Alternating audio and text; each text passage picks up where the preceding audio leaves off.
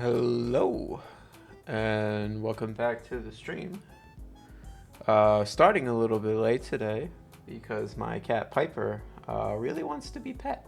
I think she's hungry. Petting her right now. Excuse me, darling. Hopefully she'll go upstairs to her mother and she can keep her company. But I wanted to test the YouTube chat thing that I made. Let's test that.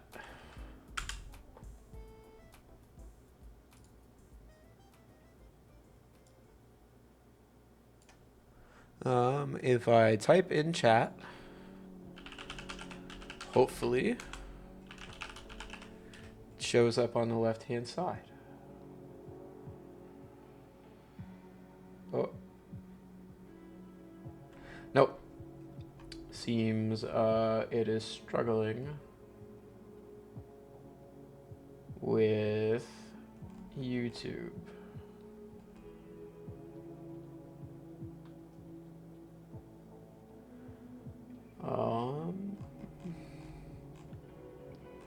Though it's not really giving me a reason.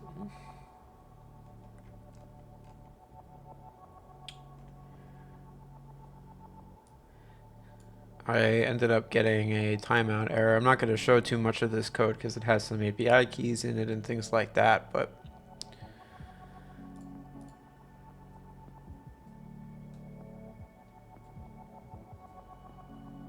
sorry, it's broke, is that what you said?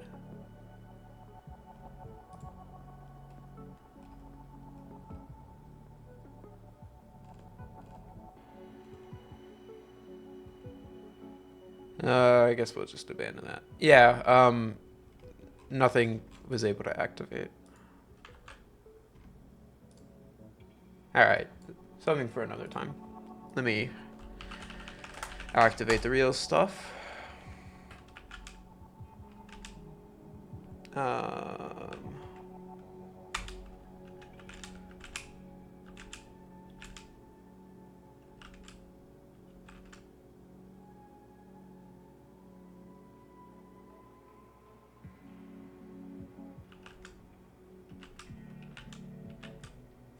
Okay, now I think everything is back to the way it was. MB, could you try typing? Well, sending a message. Wonderful, thank you. Alright. So, ignoring that whole debacle with the YouTube chat, which I should actually pop out so that I can see it.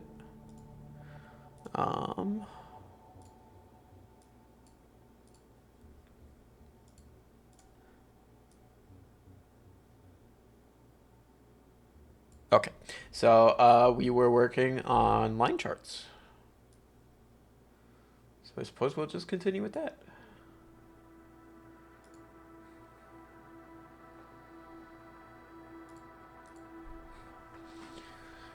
Wait for the emulator to get started.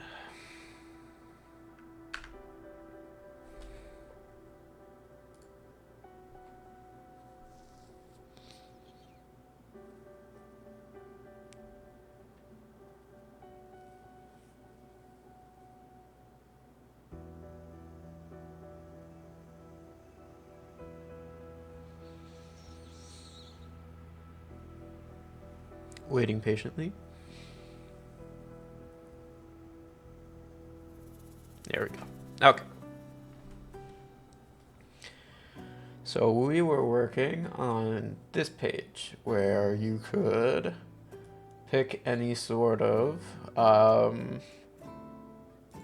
thing and track it over time. So we will first need to actually add some stuff. So let's add some food. We'll even add some dinner. Okay, and now we should be able to track our calories, which went from 500 to 14,000.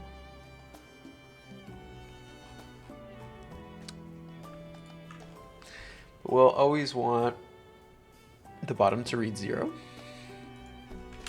So I think a min y of 0 would be appropriate.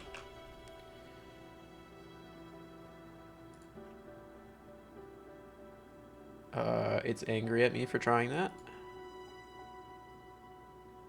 There we go. Come on, Dart.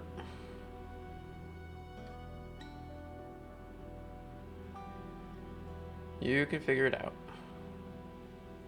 Thank you.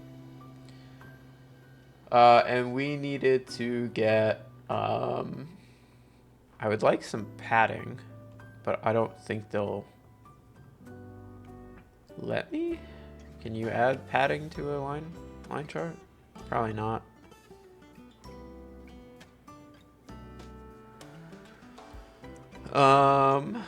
We will need to. I would like this to be dates. Can't even read it. So let's fix that first, actually.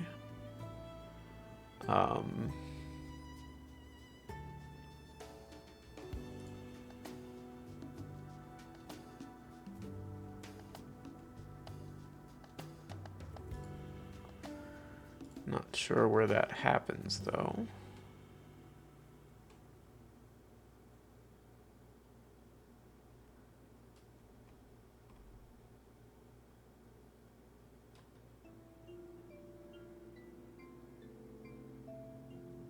I don't see anything. Let's ask ChatGPT.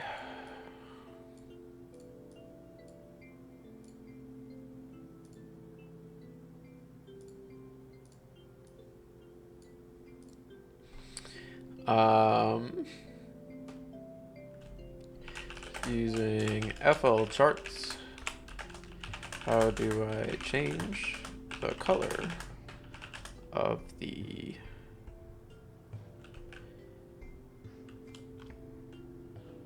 is this what would you call these, an axis? The axis text.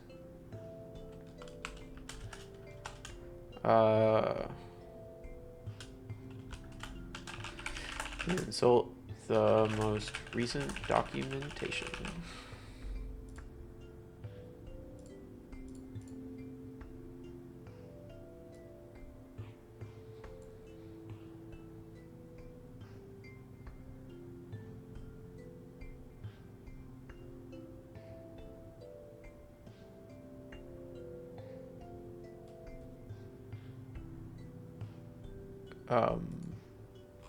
What is it? I'll look for --FL. What?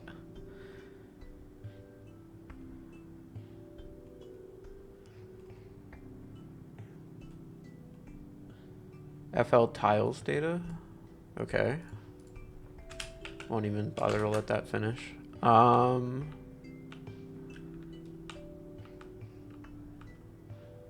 don't see a tiles option. Oh, there it is. Tiles data.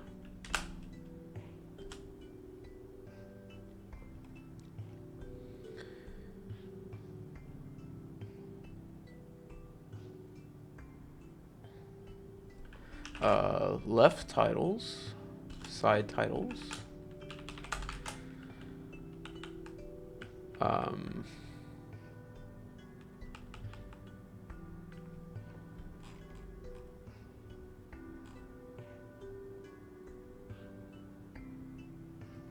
That there's a get text styles.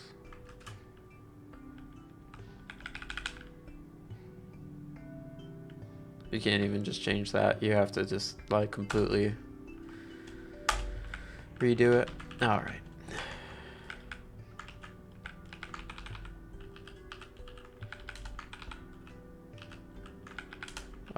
And what seems to be the problem? Oh, okay. That could be why.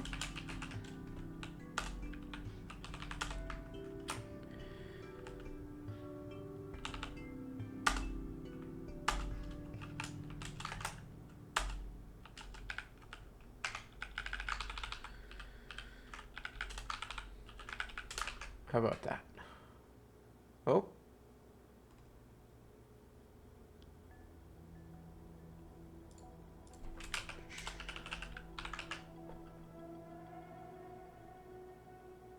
Okay.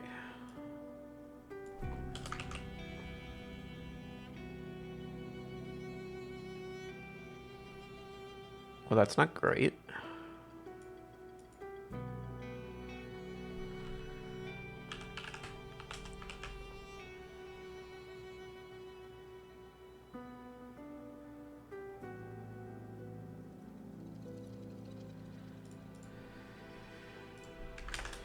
Um,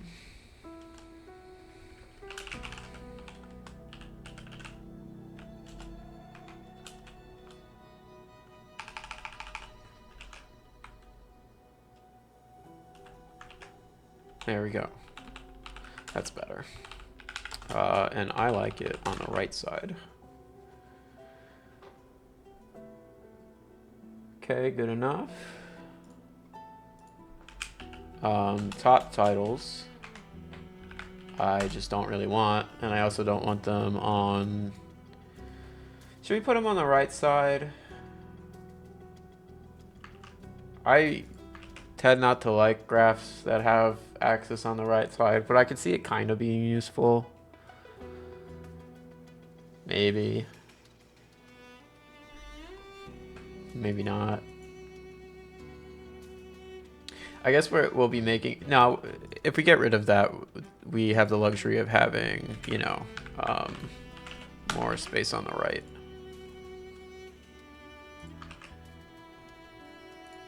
It was more like whether or not to have both. But that'll do. And we need some padding around this thing, clearly.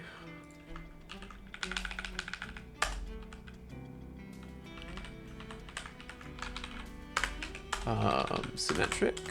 We'll do horizontal first.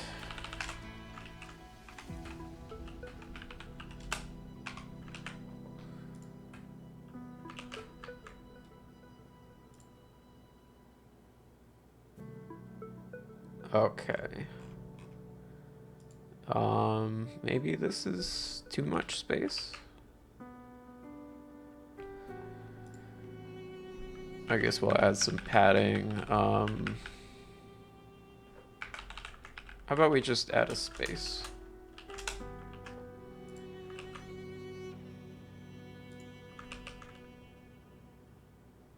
No?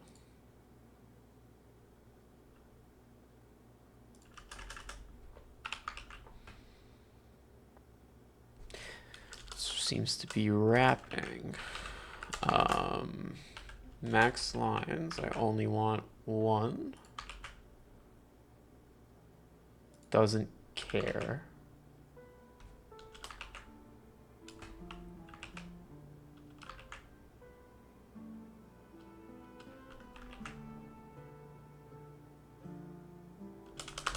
All right, that's super weird.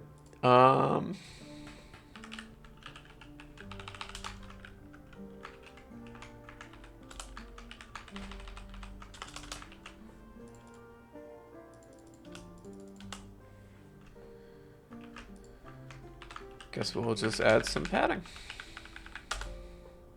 Since it doesn't seem to want to use the space provided. Okay, well now that's terrible too.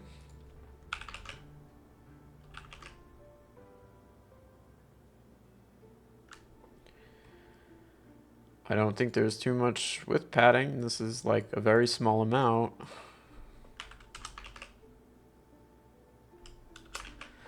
Yeah, you can see how much there is on the right-hand side. It's very little. I'm not sure why this is giving me such a problem.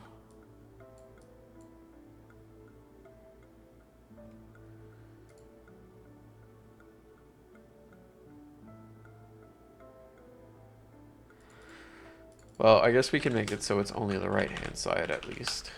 That might help a little bit.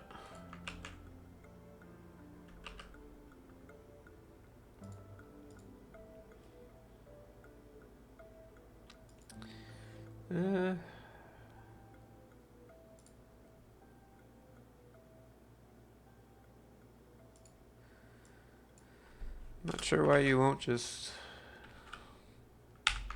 use an already relatively appropriate amount, but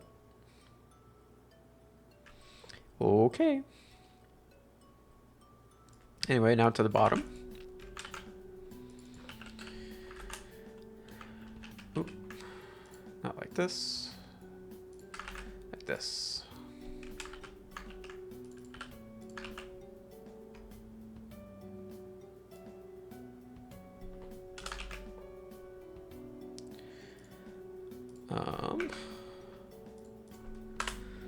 And the value for this is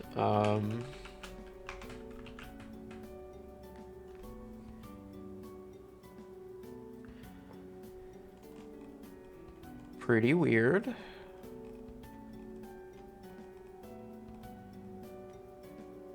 So it goes from 0 to 0.9999999. Isn't quite what I wanted. Why would it do that? This seems to hit the cap over here, but not this one.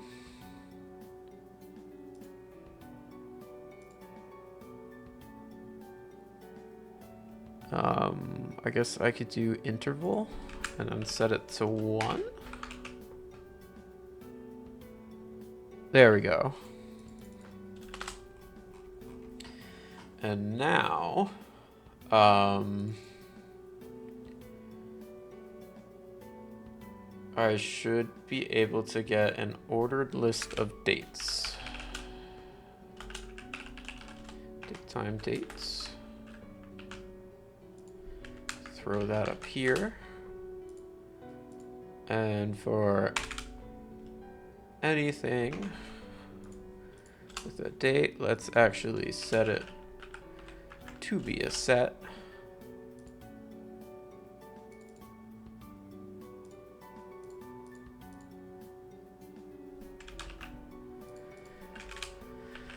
Then we'll turn it into a list and sort it. Or can you just sort directly on a... Yeah, you can. Okay, cool.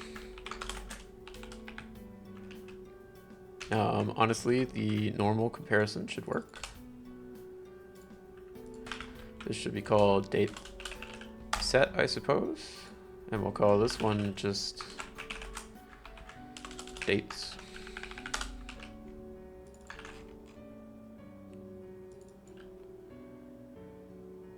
Then we'll do, wait, this is the left, my bad. We'll do, date, time, dates. We will not include the year.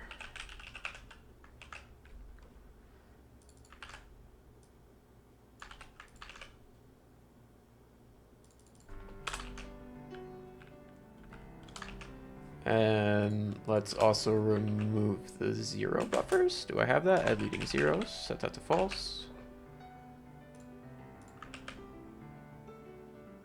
It's doing it anyway. Oh, apparently I never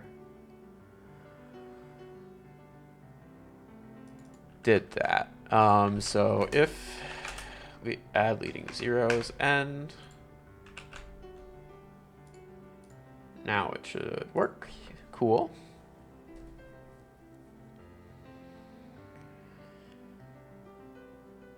And I would love it if I can get some more spacing.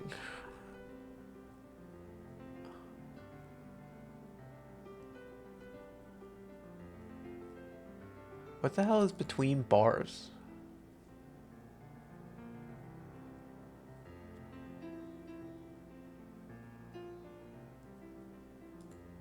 Whatever.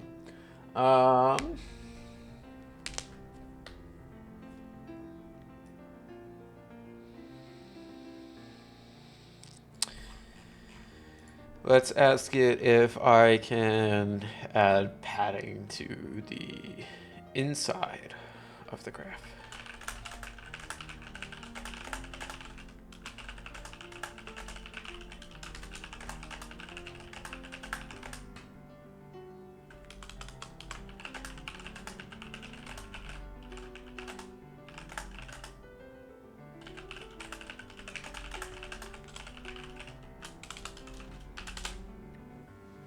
I guess I can just manually add like a day before and a day after.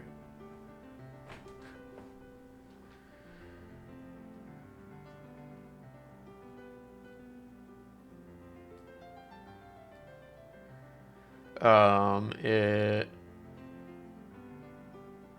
doesn't seem to know what it's talking about. Adding a minimum and maximum x-axis will not be helpful.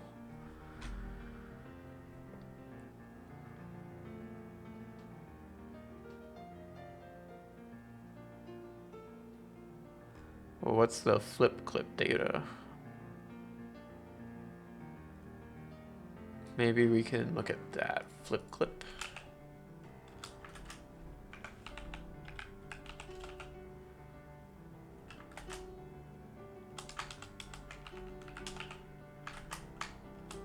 I don't even know where the flip clip shit is.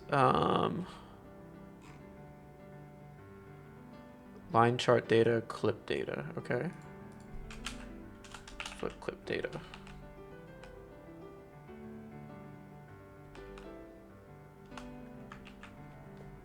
What does this do? Okay, what about horizontal?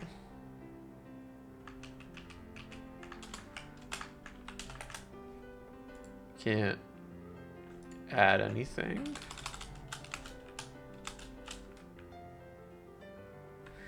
Okay, that wasn't what we wanted. I'm gonna go with my original idea of adding in something like this. First date. Whoops. Did we delete it? If first date does not equal null, then we'll do first date equals first date copy with day first date day -1. Then we'll insert that right at the beginning, and we'll do the exact same for last date. And now theoretically,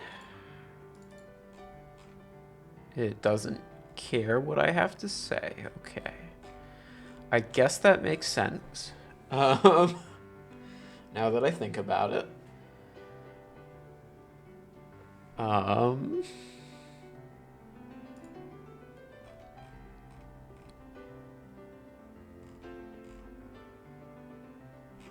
Is there a way?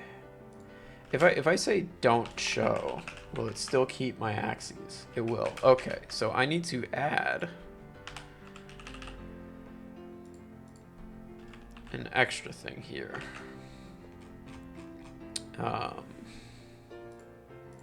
So we actually don't need to insert any of these. So let's do,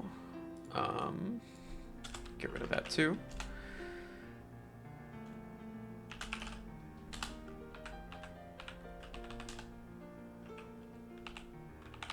Spots.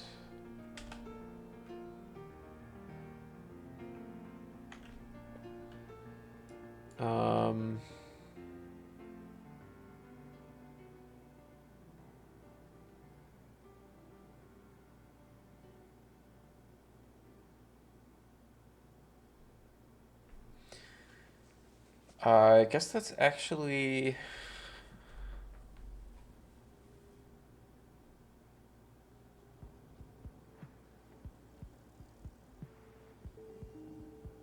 This actually doesn't work now that I'm looking at it, because I'm using the index to get the date. But if there are less,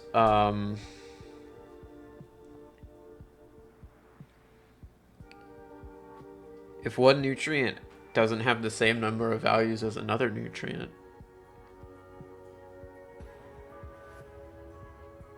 it's kind of ruined.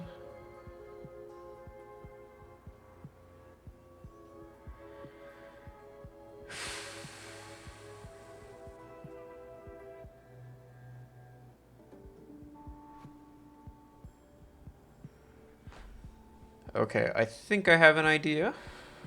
We can grab the date from here. We no longer need this indexed. And then we will grab the date, the index this way.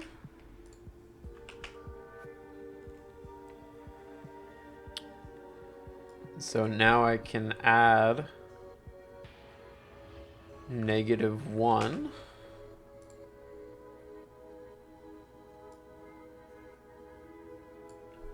As well as dates.length to double.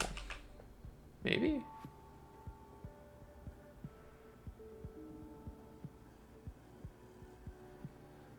Okay.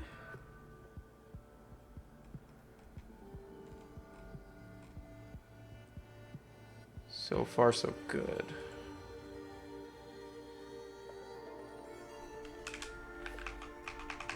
And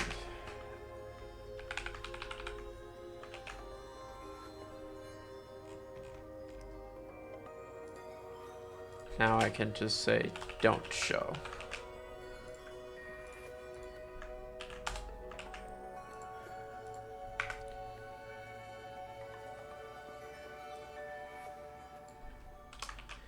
And there we go. Now we have some artificial padding.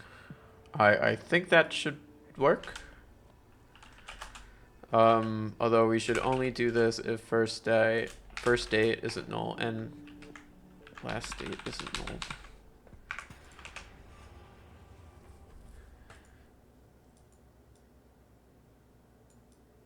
Yeah.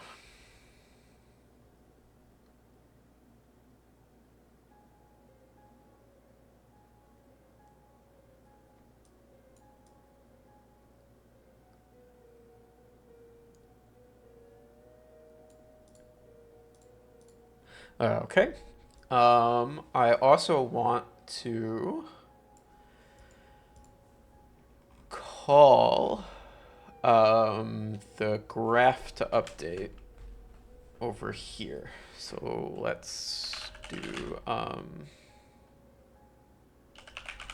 graph key current state rebuild.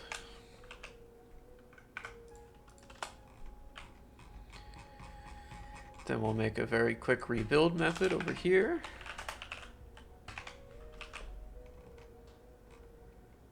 We'll grab a key. Graph key.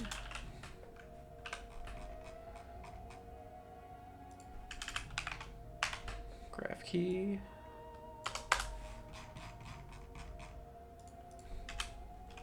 Ooh, and then we pass in graph key.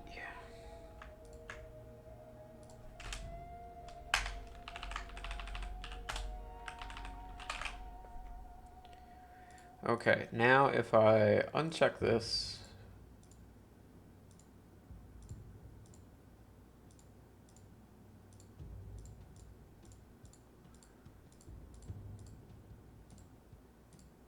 we get some cool stuff going on.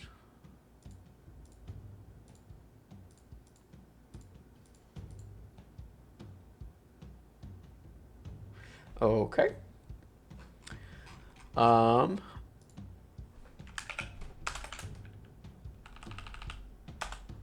Now, if I turn this to red, awesome. Okay, now I want to be able to get the macro color.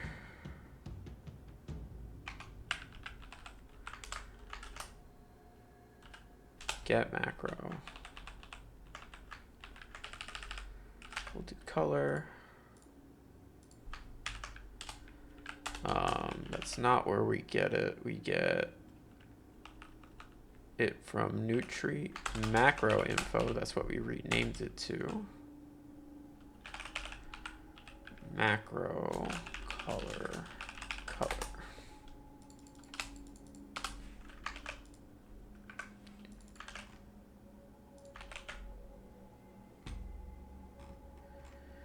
Okay.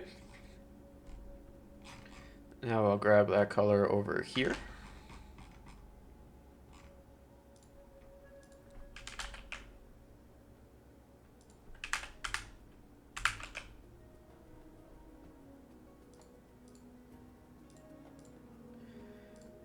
Pretty cool.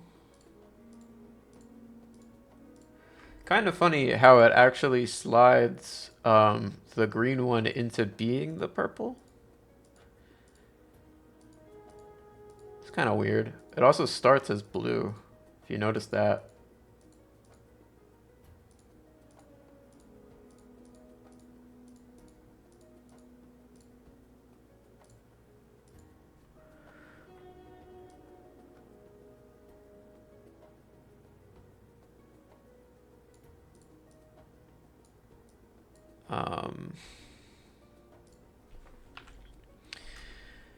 And if we don't have a color, for now we're just going to do our app color scheme.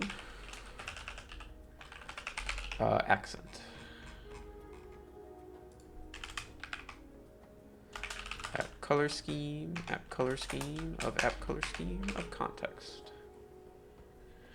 So if I add fiber, it is this nice bright green.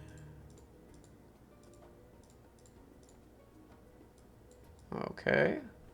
Now let's make this a little bit more legible, since this is quite ugly.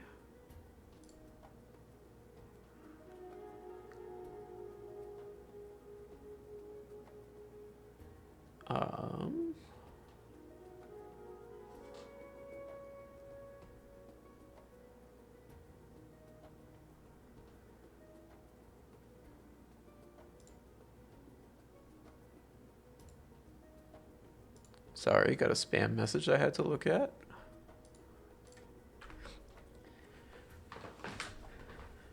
Also, thank you, MB, for flagging them based on terms. It no longer shows up in my little Twitch message thing, so good job.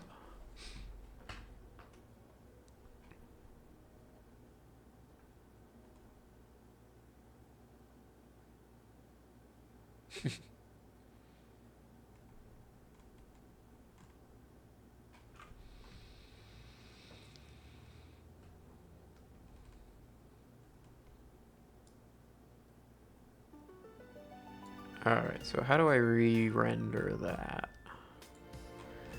Sorry, we weren't done.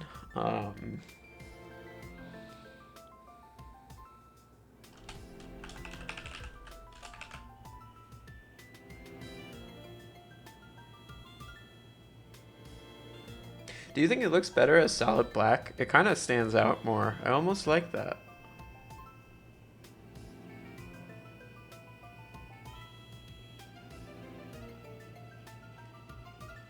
That kind of looks cool.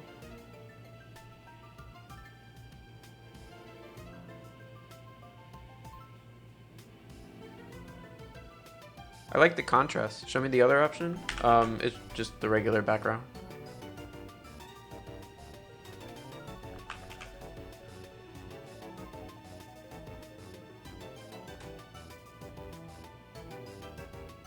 Cool.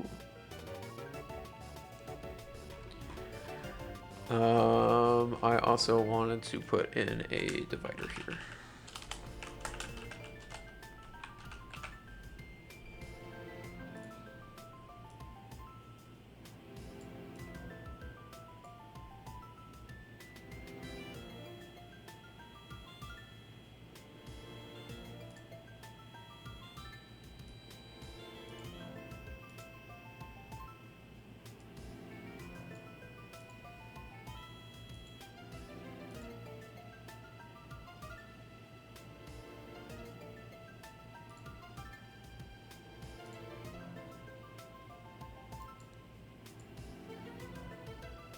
Okay, let's keep going.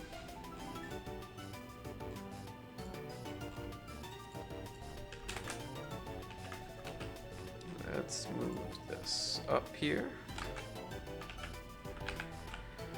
So what does this baseline thing mean?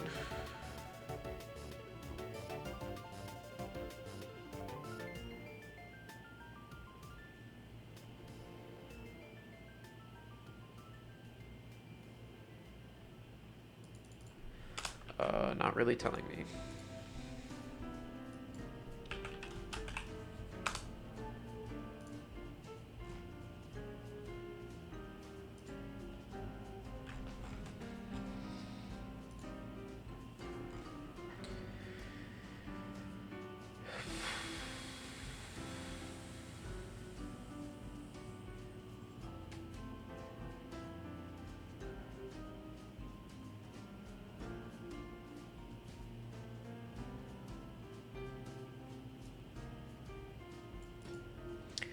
Defines the baseline.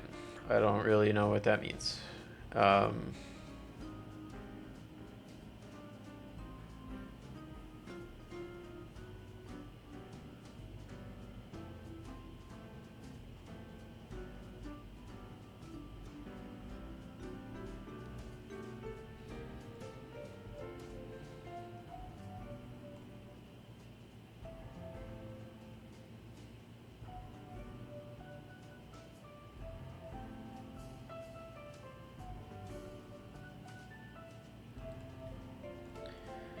So I'm not seeing a nice little oh,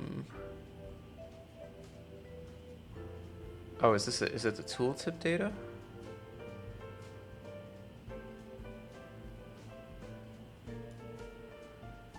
That might be what it is.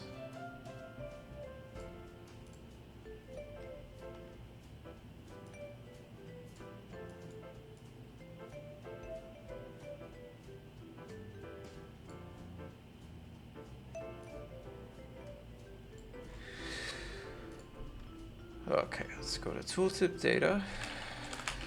Oh, we're still in here. Tooltip data.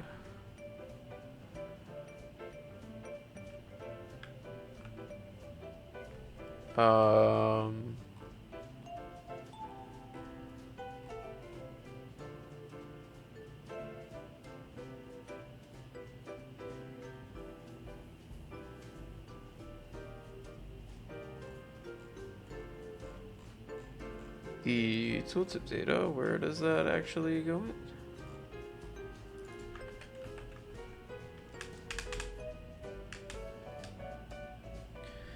Line touch data.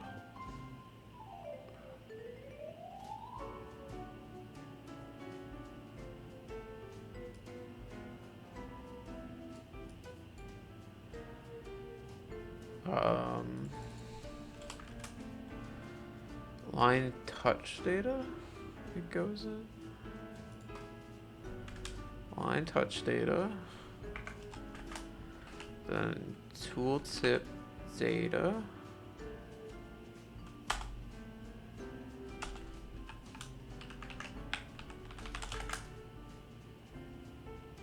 Get tooltip color.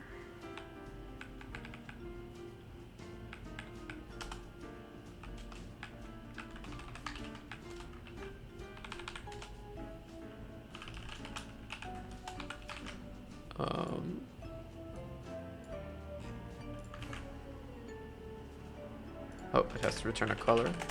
So let's do something like just red so that it's obvious and stands out. Okay.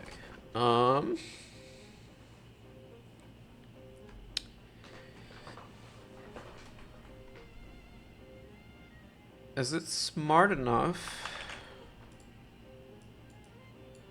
to grab the color if it's the only color? No. Okay.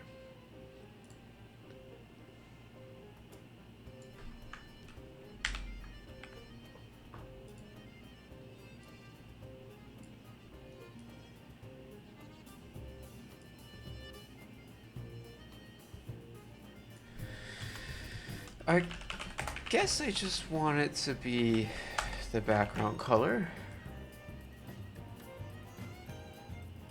Yeah.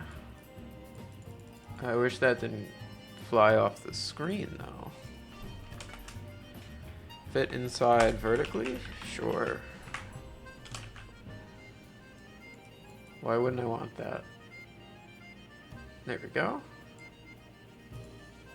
Why would that be by default set to false?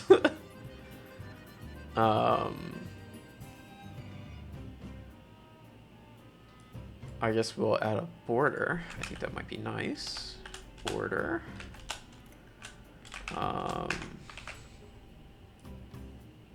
Okay, looks pretty good.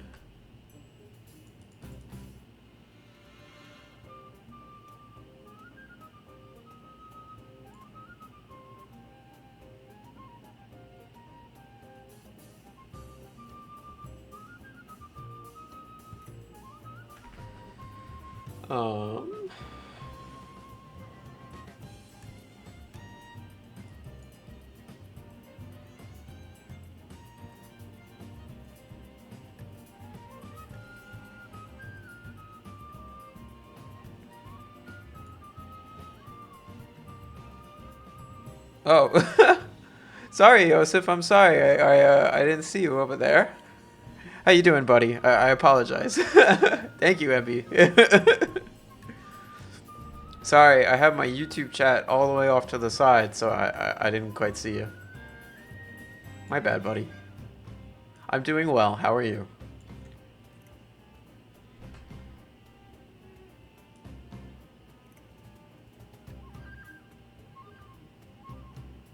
Oh, I'll move the YouTube chat in a place where I could actually see it.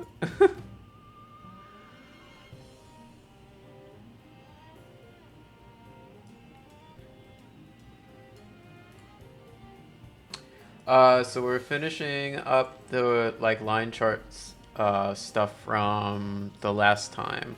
If you recall, we created the graphing areas and we were selecting different nutrients to add to the screen. You didn't really miss anything. There hasn't been a stream since the last time you were here.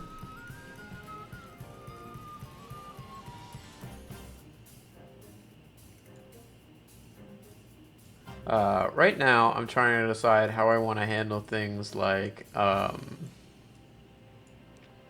other nutrients that don't have assigned colors.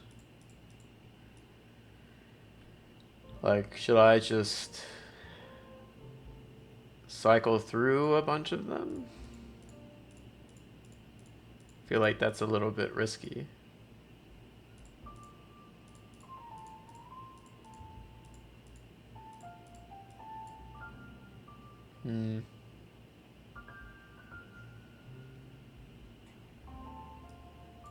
Well, first I want to show targets. So they're user goals. Let's work on that. So user goals.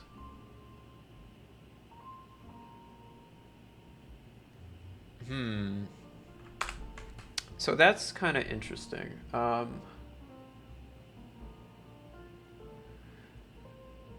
Which package and responsive should you use? What do you mean? Like for dealing with different screen sizes? Is that what you're asking?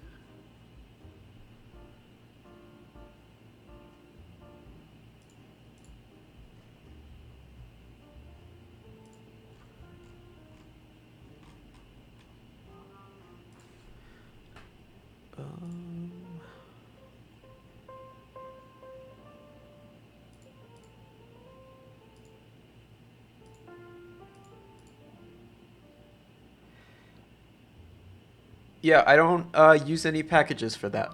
I just handle it all myself. If you want to see the main way I deal with it, if I go to my mothball package,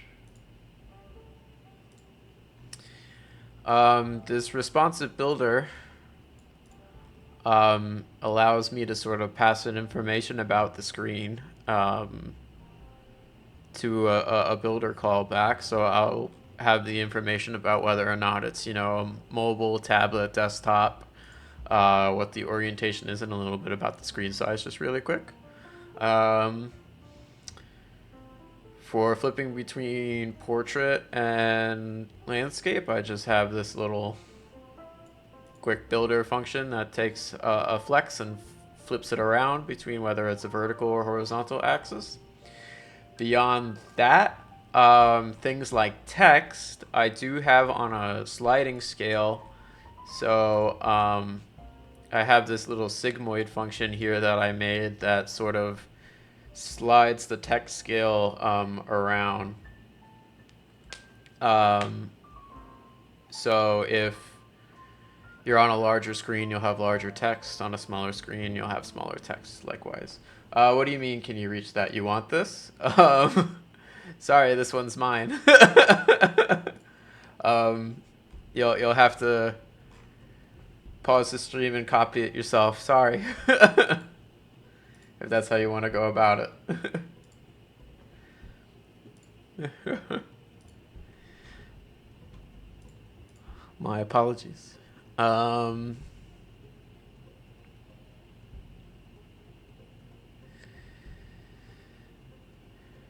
So it looks like we'll have to make user goals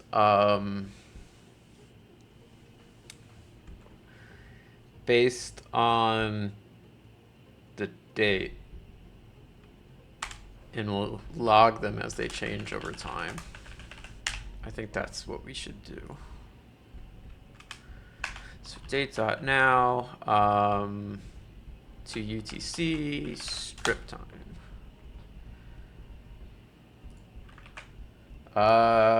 It's free in the sense that you can pause the stream and copy the code. That's the best I got.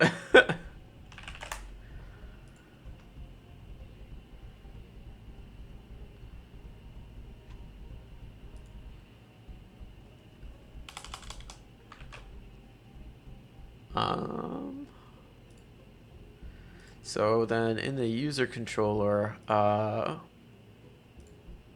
it's no longer quite this simple anymore. So it'll be a map, date, time, user goals, map,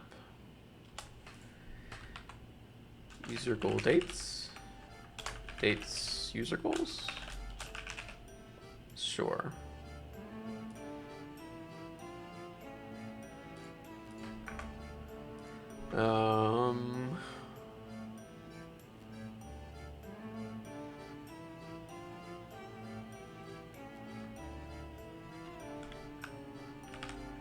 Right, so this will now be a list of user goals.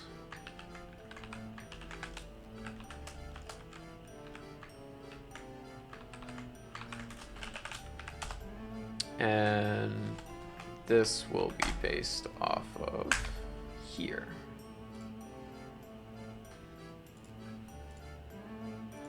And dates user goals. Grab this.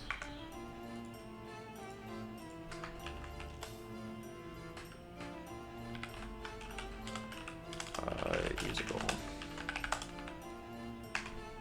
Okay. So that should break a whole bunch of things if dates user goals is empty. If date total display. So we'll need something to get the most recent one. Static get recent user goals.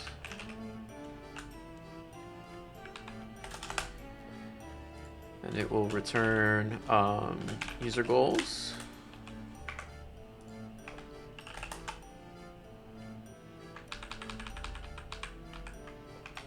And we could probably continue with this,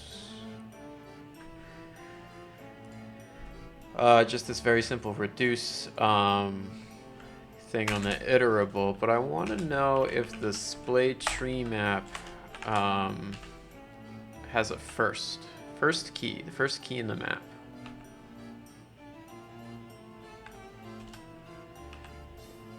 What about last key? Yeah, okay. So this would sort of do all of the comparisons for us. I don't know if it sorts them as they're entered, or if I have to, if when I call last key, it, you know, runs the whole sort thing.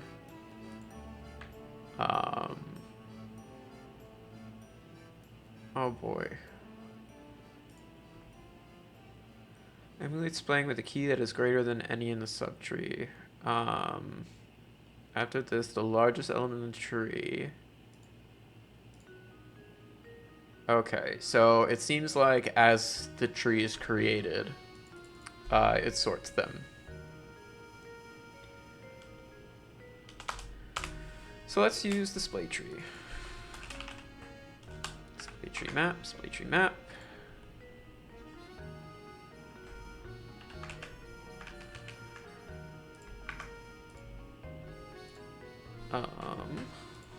Display tree map from this map.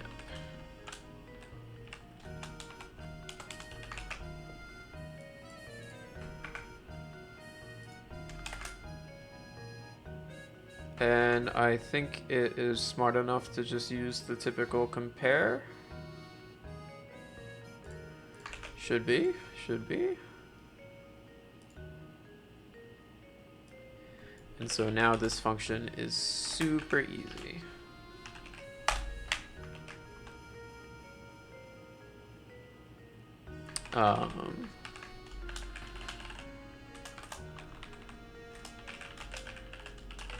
Last date time.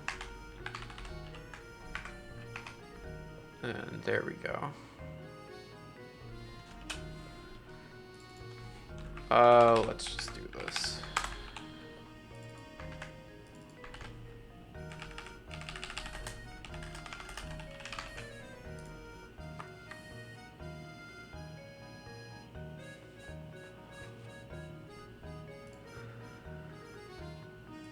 Okay. So now I think we can do get most recent user goals.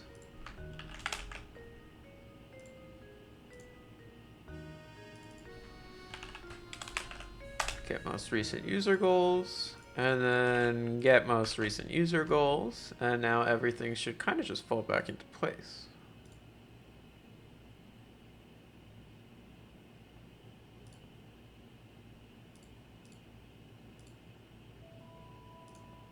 Oh, and I have to add back in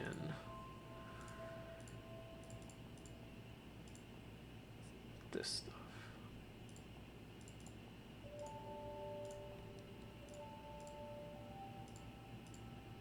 Okay.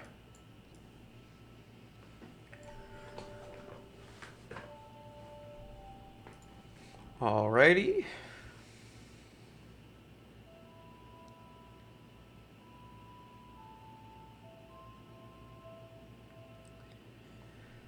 Now we were gonna add the targets. I'm not sure how we should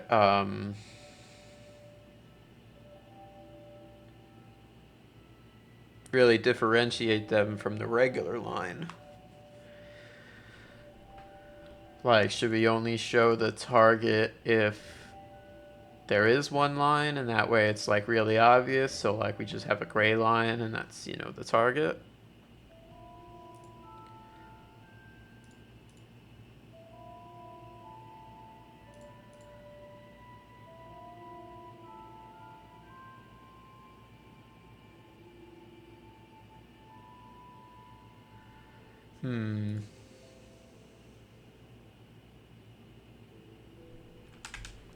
Let's give that a shot. So if nutrient data length is equal to 1,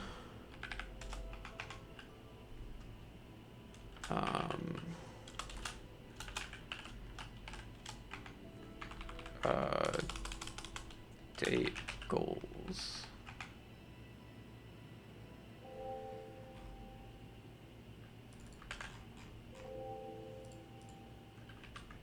That's not what I want. We'll do the first nutrient entry.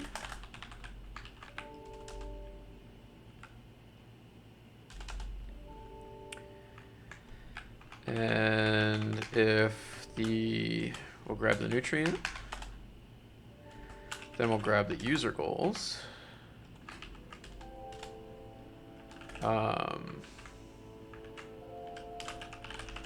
Double goal. User goal is daily nutrition, nutrient ID. If goal doesn't equal 0,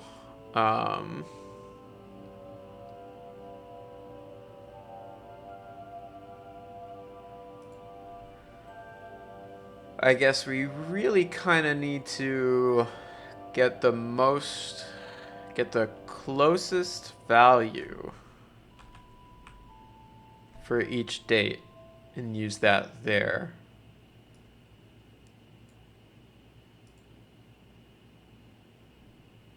That way, like, if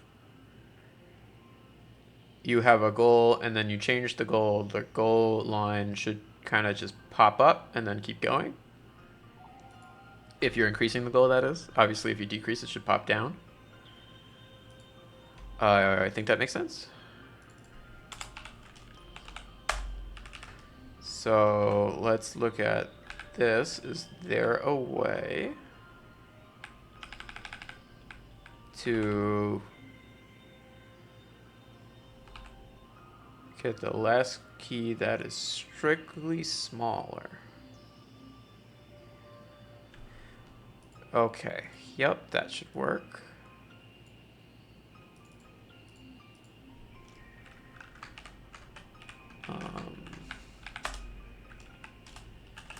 If user goals is not empty,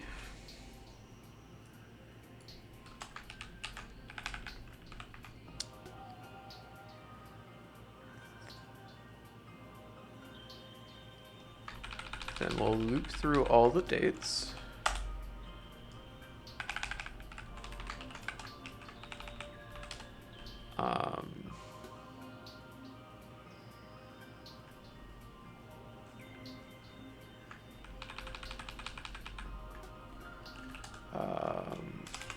And if that doesn't exist, we'll do user goals last key before date.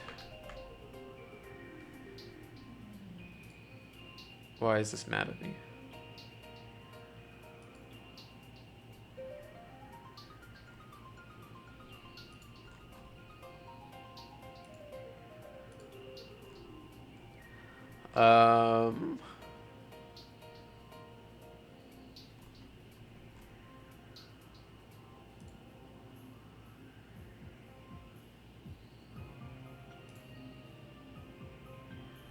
Okay, I see what you're saying. User goal equals null. Then it's the appropriate date. Most recent date, I guess, is what we'll call it. And if that's null, then we'll grab that user goal. And if user goals doesn't equal null, then we'll do something like that.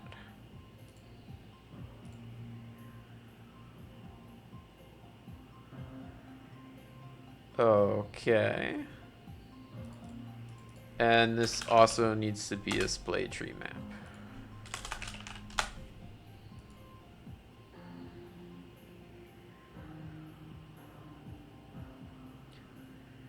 Oh, hey, Oglethorpe.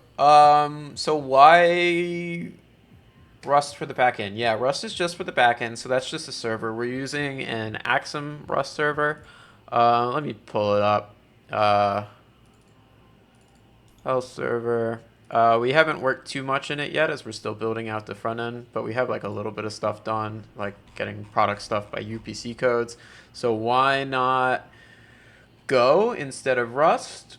Well, a couple reasons.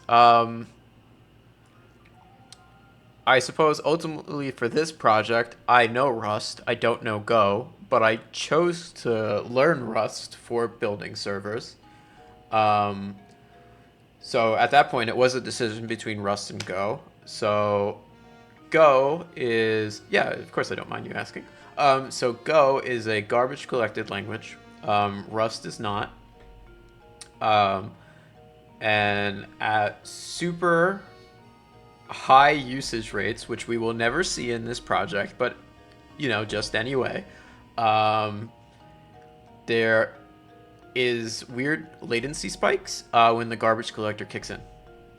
On top of that, I wanted a very strongly typed language, and Go has support for dynamic typing, and I didn't want to have to work with that. Similar to Python, and I hate Python for its lack of proper type system. And Rust I felt was more applicable to other applications. So it's also a systems programming language. It is super high functioning, so you can sort of, as long as you master that and it sort of becomes relatively easy to you, you can kind of do anything with Rust. For example, in the future, we'll probably be using it to write some Vulkan stuff. I've used it in the past to do some image processing. Can't do any of that with Go, so it just felt smarter to just, if I was going to have to learn the one that I can use outside of this project. That makes sense?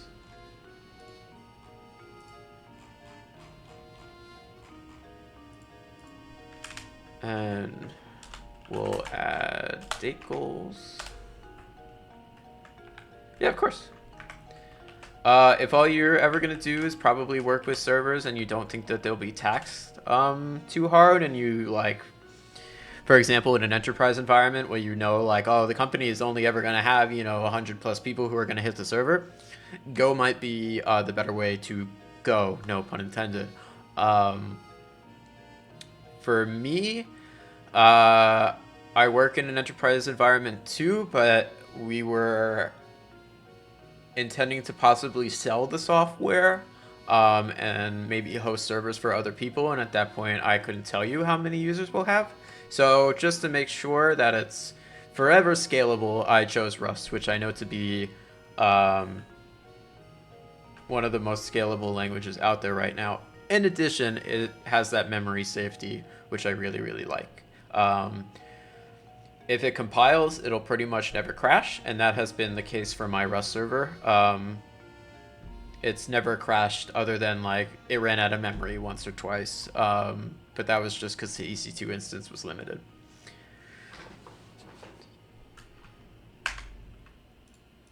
Hopefully that made sense for you.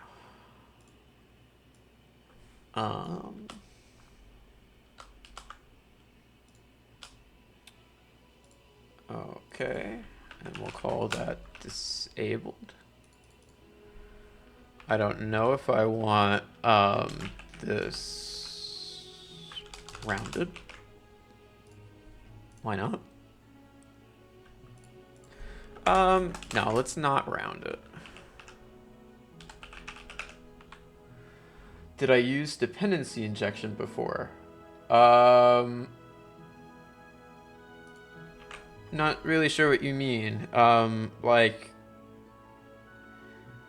binding a DLL at runtime? Is that what you're referring to? What do you mean by a dependency injection in the context of Flutter? This I'm asking Yosef on the YouTube chat. Sorry. For those in Twitch chat, you can't see the YouTube chat, unfortunately. It wasn't working for whatever reason. I think there was a problem with the OAuth between the YouTube API. But Oglethorpe asks, currently is using Flutter with Firebase. Firebase is pretty good. I've used it for Crashalytics, but I haven't used it really for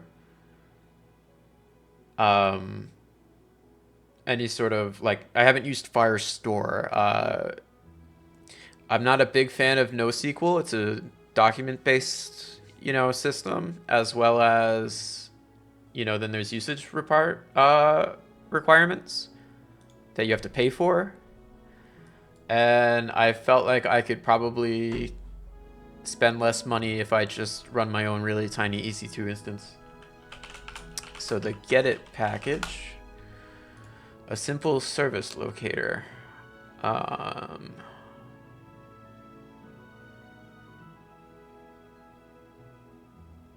So it's like a thing instead of provider.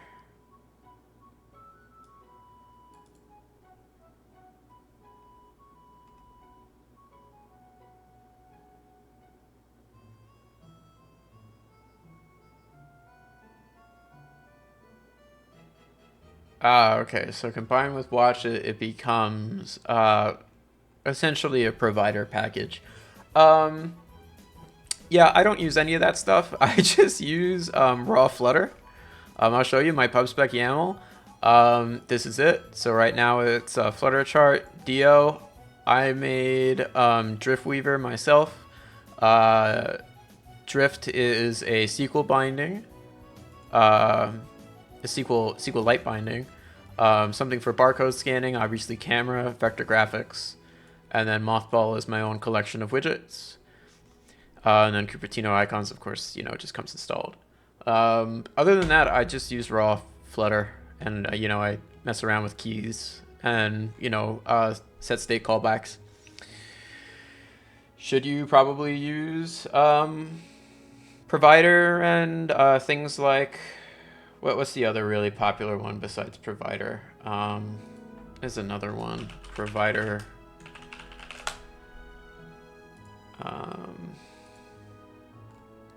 I forget what it's called.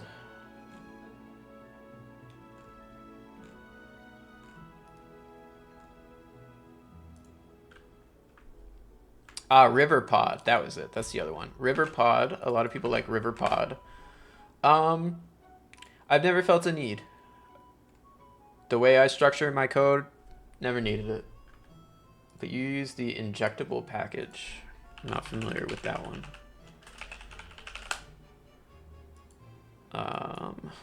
Injectable convenient code generator for your get it instance. Gotcha.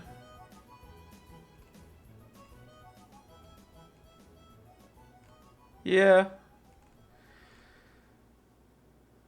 I don't know. I do a weird thing where I sort of put everything in these models. I have a thing called Driftweaver, which creates all of the SQL stuff for me in a different file. I've never had any problems with that, and then on top of that, I just use a controller for this app in particular. There's a lot of static stuff in it, which is fine in this case because this information will exist for the life cycle of the app. But there'll be other controllers that will be short-lived, and never have to worry about it. Yeah, Joseph, ask as many questions as you want. I don't care.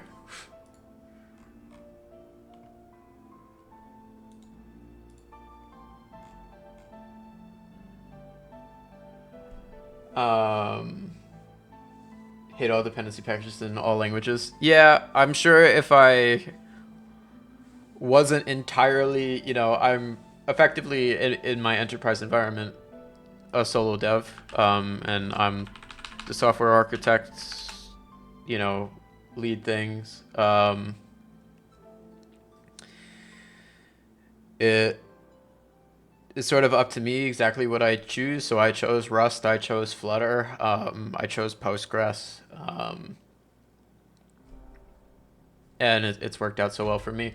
So Yosef asks, when you want to change language in the app, what should you do? So if you were to switch your app from something like, Flutter using Dart, and then you wanted to, let's say, migrate to Rust and use something like, what is it, Tori? Tori is like a Flutter for Rust.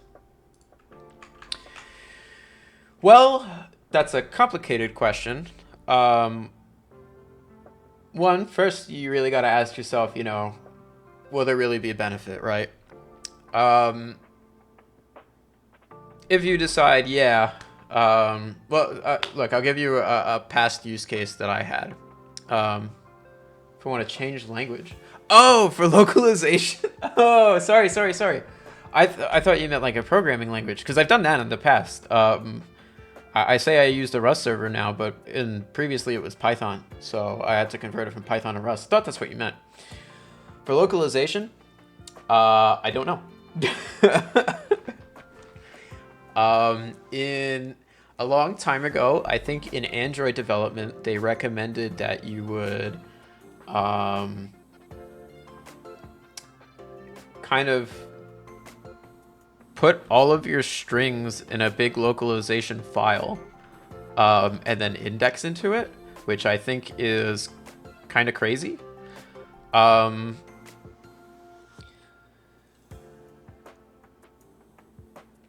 For what you should actually do, I don't really know. So if I have to come up with something like right off the top of my head, and this is probably not how you would do it.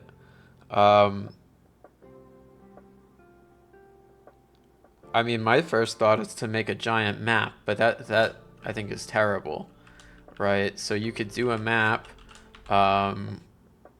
where you make an enum for every single thing that you wanted to do, and then another enum for languages, and so string stuff and then language, and so then you do string stuff and then, you know, map it again to language and then grab the actual string. I think that would probably be awful.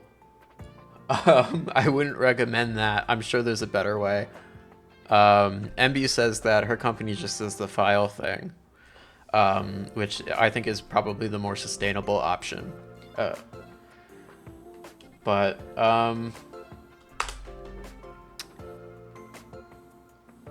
I guess you'd probably do it in a giant JSON. Right? Is that what you do, MB? You have it in a giant JSON? I don't know if you actually get to look at it, but I think you looked at translation at one point in your job. No?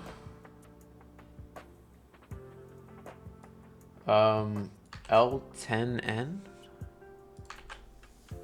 Flutter?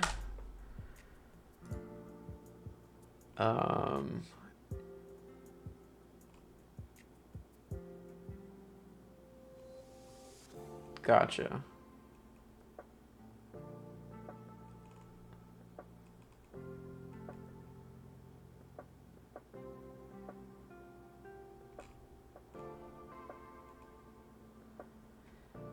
Okay, so an ARB file. That's what it's called? App Resource Bundle? Provides localization information. Okay, so they would... Yeah, you just do a bunch of different files then. Alright. Yeah, it essentially is just a bunch of lookups for what you would... Yeah, it's basically what I recommended, just outside of code. Where it's... Although, while I recommended it go string and then language, they're doing language and then string. You changed processes a while back, so you're not involved anymore. Yeah. It seems like this is how they want you to do it. The benefit to the file approach is you can, you know, hand your Spanish file to, you know, the Spanish translators, and they're not directly committing to the code base, and everyone's stepping over each other in the same file, which would be really stupid. So, yeah. Other than that, I don't have any. I've never had to. All my users are English, so it's never been a problem. It's the benefit to working in the United States. Just assume everyone speaks English and call it a day. We're a little bit dumb like that.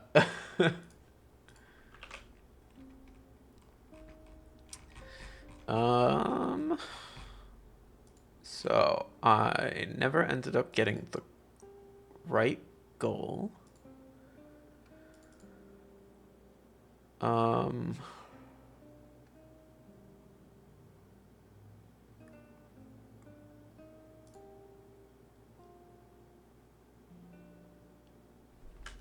So if this still doesn't work, I guess I have to do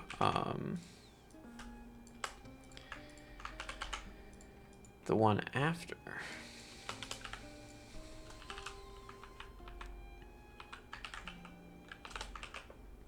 Thank you, Oglethorpe, for correcting me on that and getting me to answer the question properly. I appreciate it. I really did think you meant changing languages, meaning programming languages. All right, so now we got our goals up top. I still want to add a little bit of spacing up there. It's very cramped. So maybe we'll do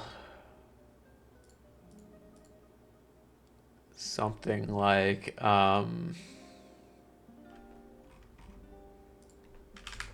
maximum value,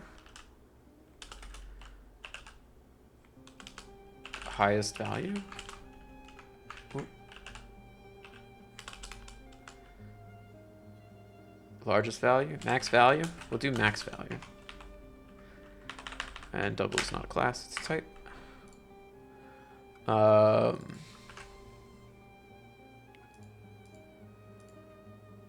Total value. And we'll do max value equals max value total value. We'll do the same thing.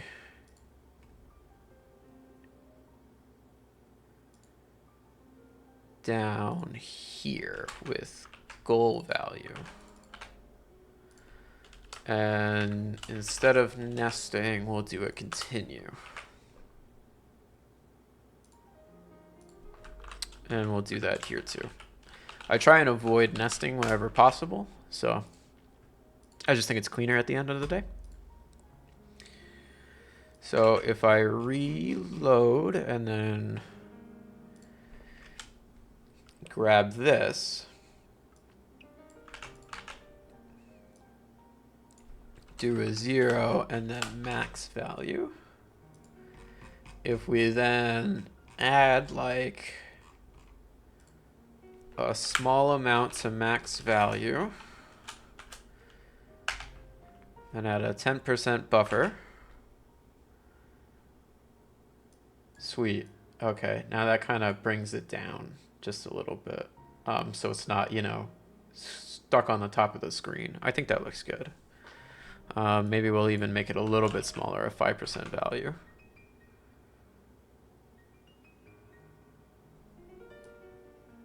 Yeah, that looks good to me.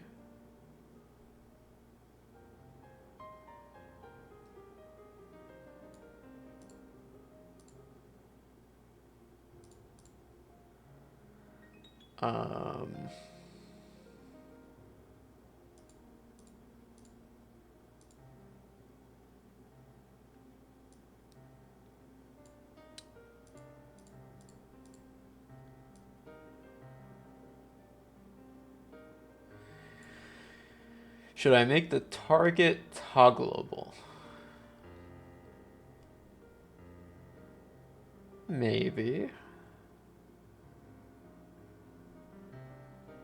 Like a show target button.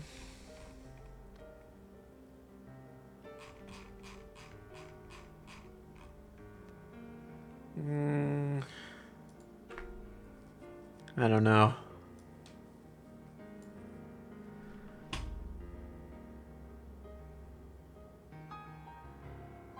I think it's important to I can't see a reason why you wouldn't want the target to show.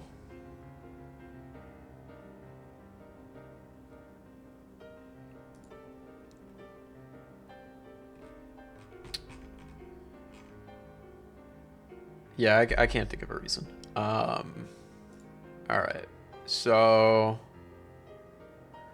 let's make these dates selectable. So this should be a async text button, I suppose. Then we'll add an on tap. We'll put that at the bottom.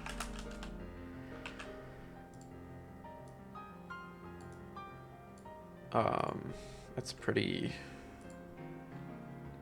It's a lot of padding here. Tap target size is by default not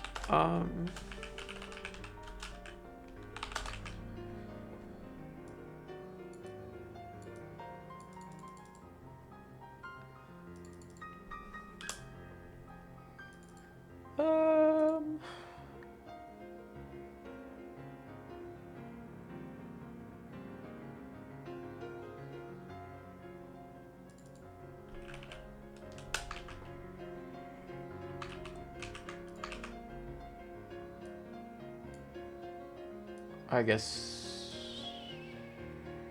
if I just add some padding, it'll look fine. Basic text button.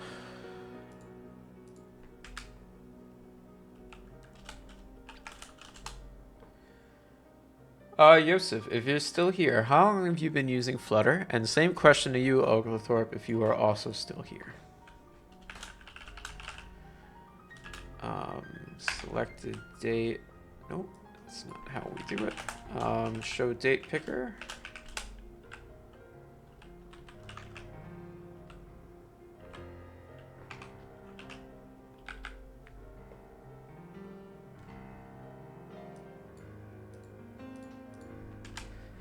And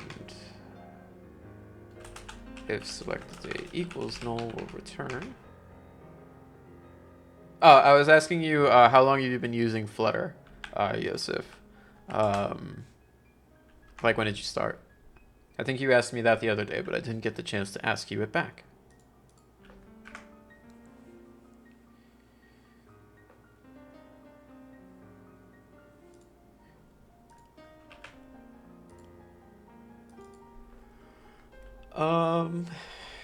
Did we have any way of getting the date? Dates. 1 year. Gotcha. Oglethorpe, 5 years, more or less. Yeah, Oglethorpe, I'm about that too. I'm like bordering on 6 years now, so basically the same. I think I started in I want to say 2019. Do you remember? Do you remember when you used to have to write new in front of all of the constructors? That was the worst. So like user goals, and then new user goals. They still let you do it, but then they yell at you. They say, don't do that anymore. Unnecessary. That was awful. And async was garbage then. It's so much better now. They've done a great job. I like to tell them in all the surveys that they bother me with, every quarter, that they do a great job. Anyway, first date, I guess we'll want start date, last date. Oh wait, no, first date. Sorry, I'm thinking of initial date, aren't I? Start date.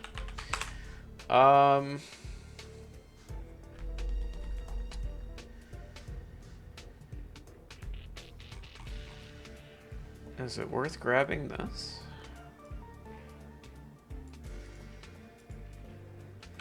I think it is.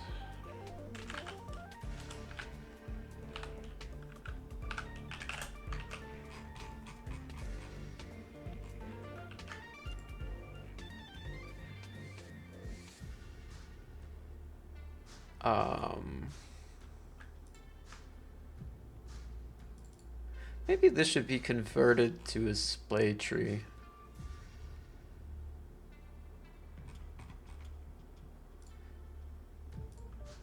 Some other time.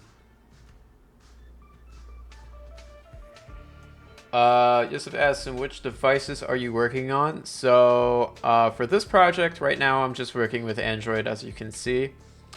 But in my job, most of our users are iPad. We also have a little bit on the web. I'm working on getting them on iPhone and then Android sort of all at the same time. Although I do most of my debugging on a like Android tablet emulator just because I use Windows and Apple sucks.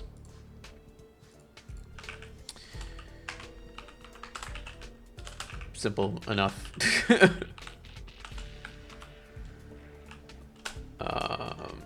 Let's do this. Can you run iOS on Windows? No, unfortunately. They don't let you. Or on Linux, if that's your next question. Yeah, they kind of suck with that. There are services that let you like rent a Mac in the cloud that you can do some quick debug work for. Obviously, you gotta pay, you know, based on your usage. So if you plan to use iOS a lot, it might be worth it to just pick up like one of the cheaper Macs that they have. I'm actually curious, what is the cheapest Mac that you can buy? Probably an Air. If I had to guess, that's $1,000. Maybe a Mac Mini is cheaper. If it would stop animating things for me and tell me the prices. Yeah, okay, so it seems like they all start at... Oh, no, hold on. I don't want to compare literally every single one. Okay, so this one's $600 US, which is slightly more reasonable, at least in terms of Apple. It's still a lot of money, but, you know, for Apple, that's not terrible. You could probably buy a Mac Mini M2 for cheap. This guy is selling it for $369. New sealed Mac Mini M2, 8 gigs of RAM. I do all of my iOS compilations on a M2 MacBook Air. I don't know if I would recommend using it for like... It's a little bit slow for me personally if I'm actively developing on it, but just to like do a git pull and then run like a Flutter build IPA, it's perfectly fine. You know, it'll take like, I don't know, 4 minutes to compile it all, and that's all I ever really need it for, and I can test it on an iOS simulator. Usually works well enough. So that would be my recommendation if you're looking to get into iOS development. Obviously, if you want to get an iPhone, then, you know, I'd probably recommend the iPhone 10, just because that would be the cheapest with the most modern interface.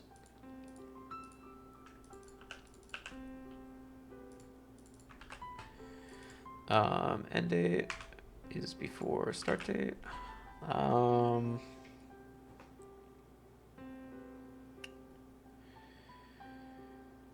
And did I ever even like pass these in anywhere?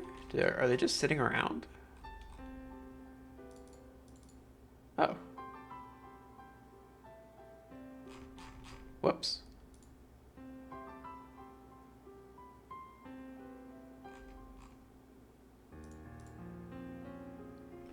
That's pretty silly of me.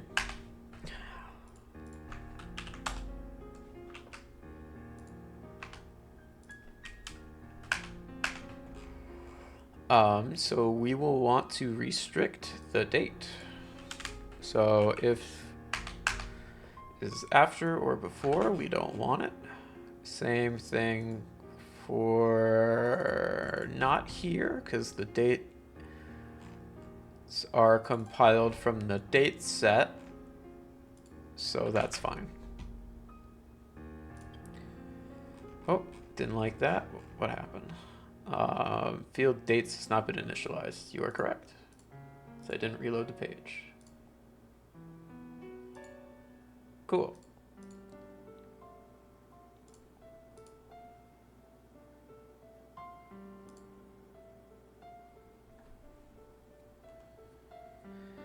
I hope that answered your question, Yusuf. Moving on back to calories. If there's nothing selected here, maybe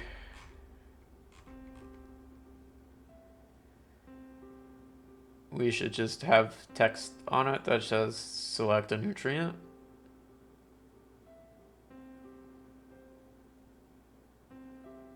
Maybe. Just so like when they come here, they don't see like just a straight up blank screen.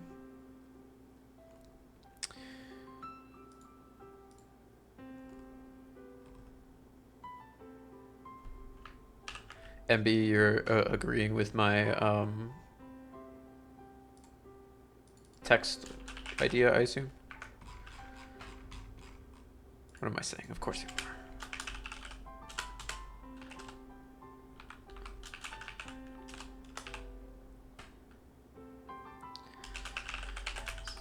Select a nutrient.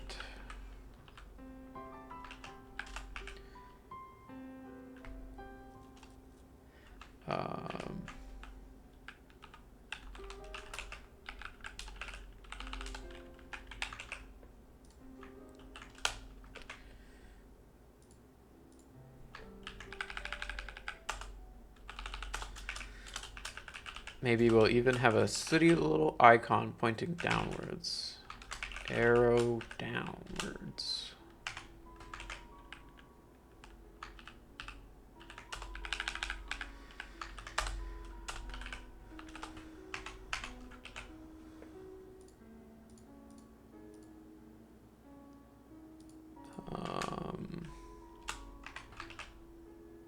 There we go.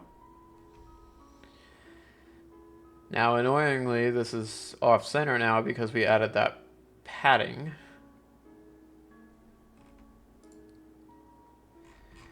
It would be cool if we could make the padding grow based on... Actually, we can. Because we grab that like that. There we go. Oh. So close. What if I times it by 10? That way we get an extra digit. Nope. What if I just say it's going to be bigger than you thought?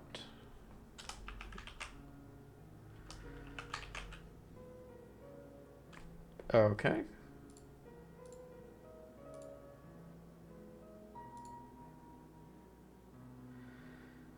Nope, that's not working. Also, let's hide this if it's not empty.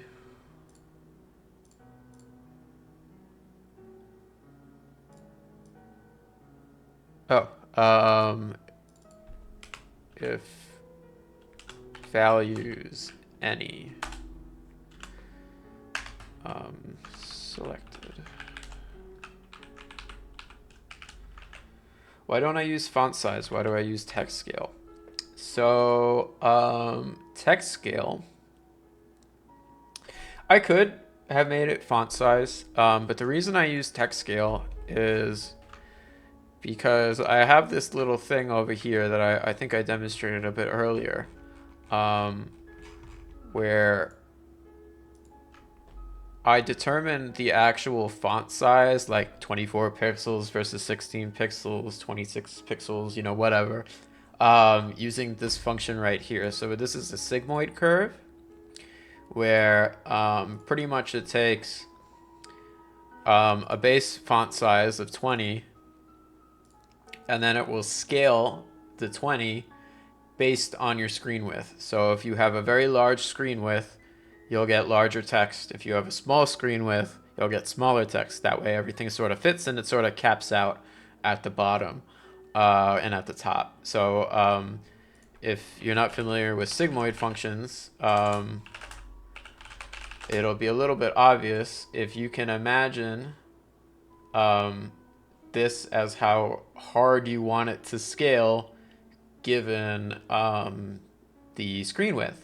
So if the x-axis is screen width, the y-axis would be text scale.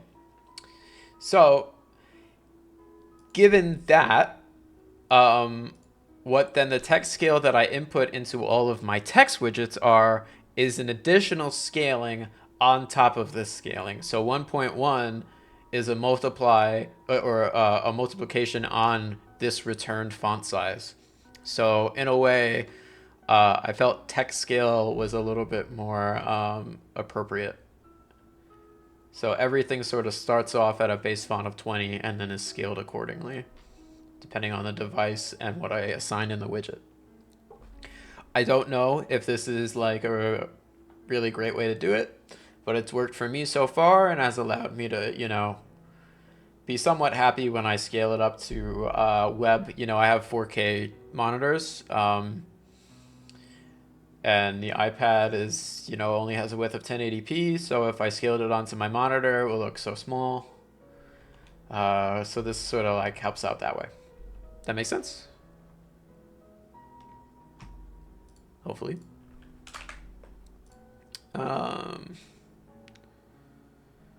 So this should now update nicely. Okay. So we'll just call this show tooltip. We'll go to its definition.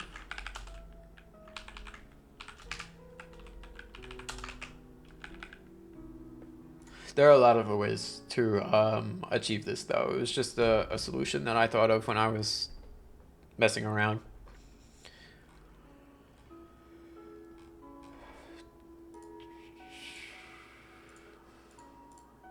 Okay, so this wasn't working before.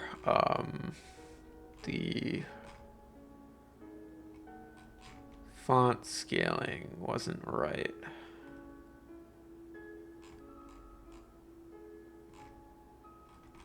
Where did I set the reserve thing? I can't seem to find it. There it is. Okay. Let's see if adding this... Oh, I need to be outside of this.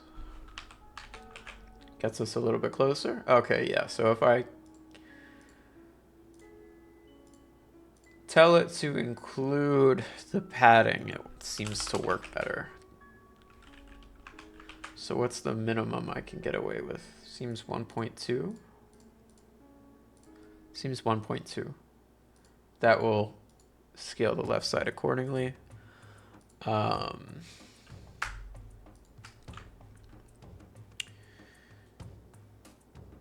Wait, this shouldn't be height. Get width. There we go. Whoops. That's quite the typo.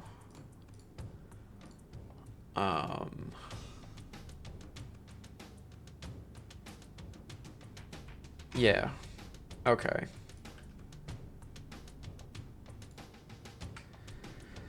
Then, so that this doesn't have to be queried over and over and over, let's just call it right padding for now.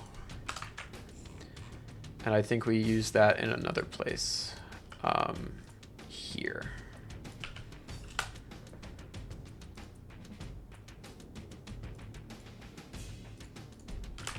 Okay.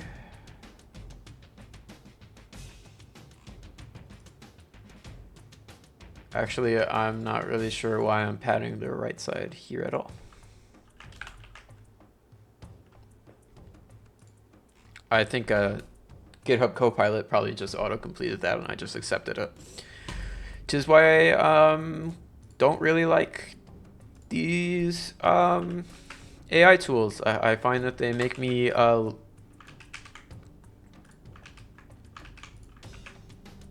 not as vigilant. I think that's the word I'll use. Yeah, same here. All right.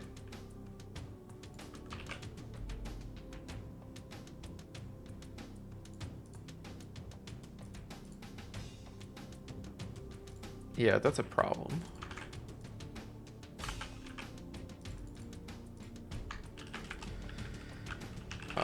Let's pull that up top and throw that into did.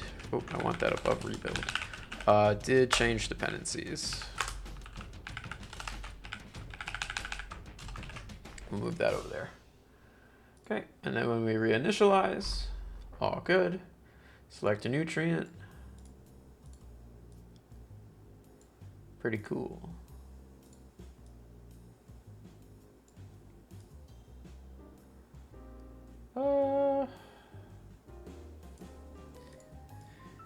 This may sound kind of silly,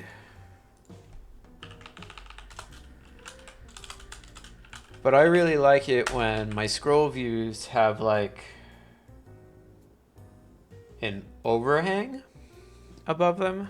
So let's do that, and we'll do direct sliver injection. So we'll turn this into a sliver list view. And we'll define a header of 2 pixels. How's 2 pixels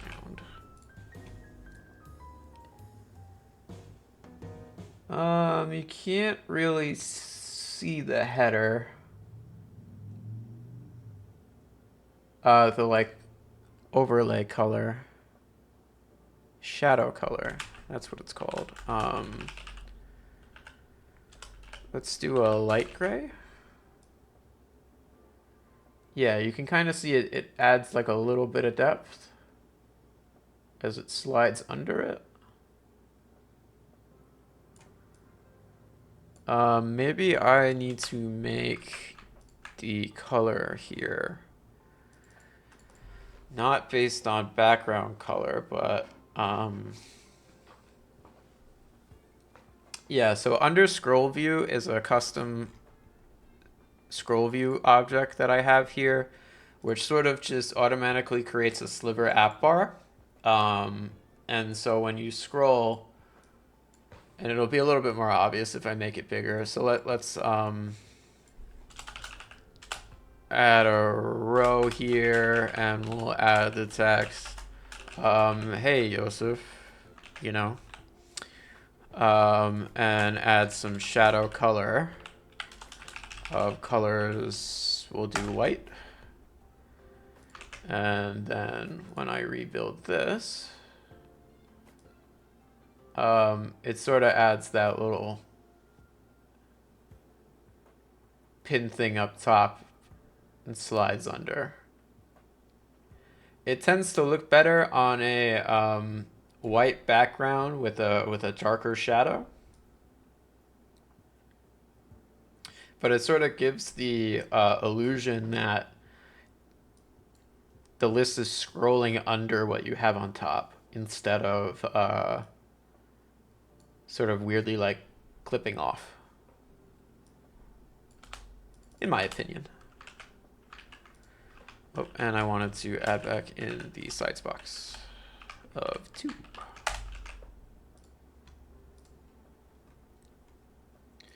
So shadow color.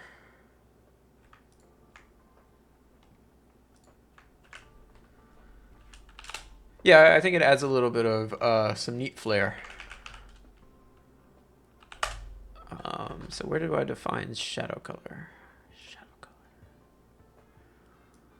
So let's turn that up. This is a holdover from my light mode projects. Okay.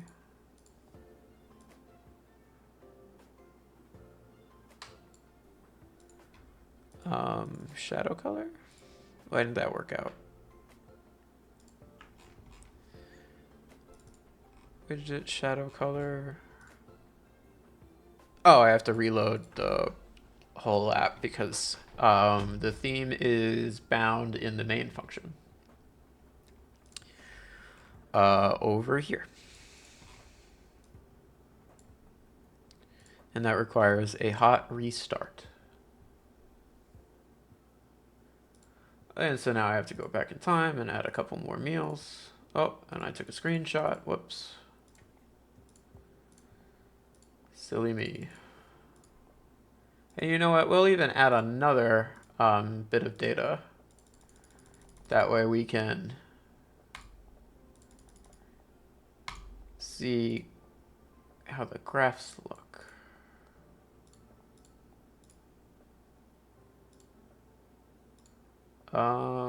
That's not correct. Where is 721?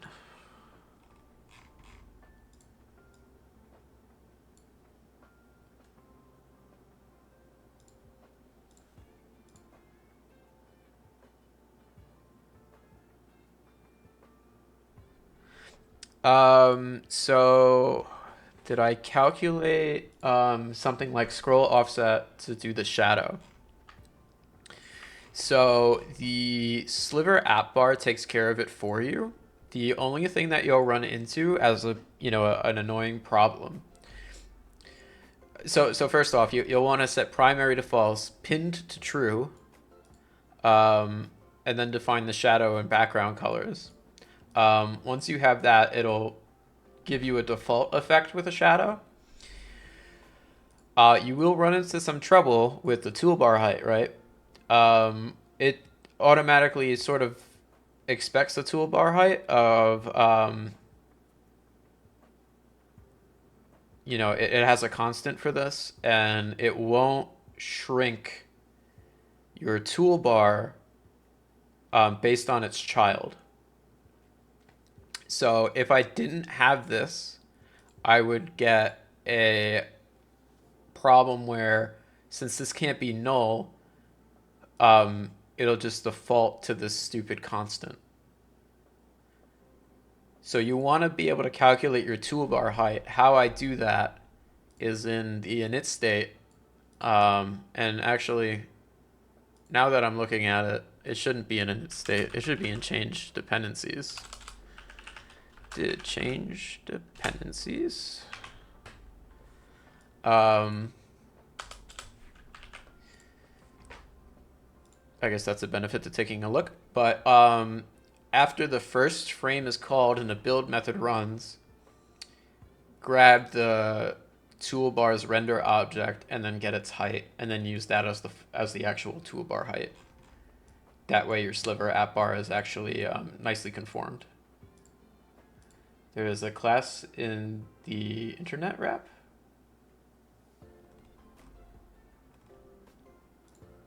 Sorry? I don't understand.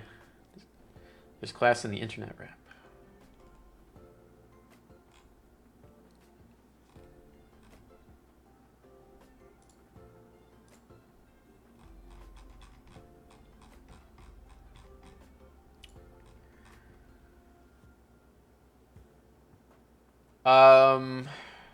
Oh, are you talking about...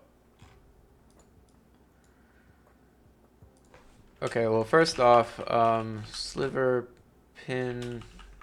Okay, are you talking about multi-sliver? Cause that... Not that, where's the package? It's like custom slivers or something like that.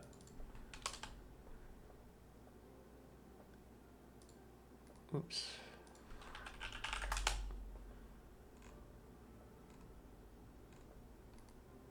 I think I know what you're talking about. And they let you like pin stuff that way. Is that what you're referring to? It might not be. Might not be. What was I working on? Oh yeah, why didn't it pull in 721?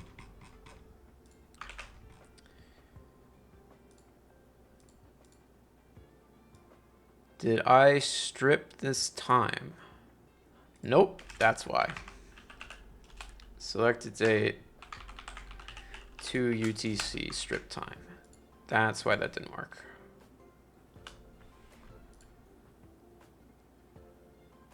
What's the problem? You know that it's not null. This can't return null.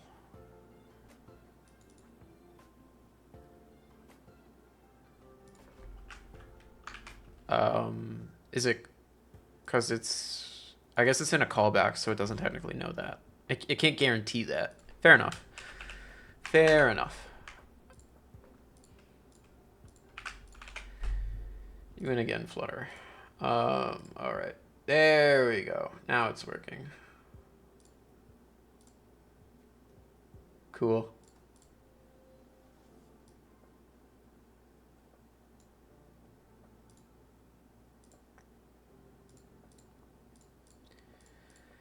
These animations are very jarring.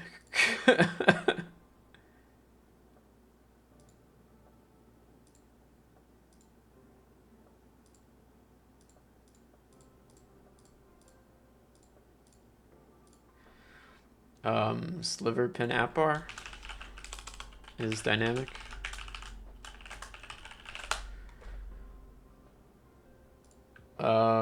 There's the sliver app bar, which is what I'm using. Unless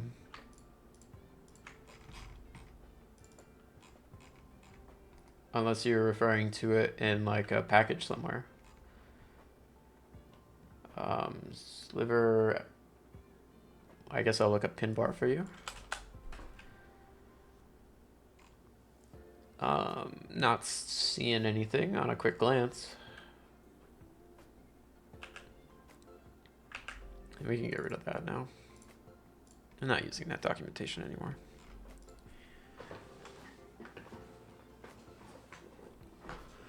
Well, maybe I want to make these stupid grid lines look a bit better.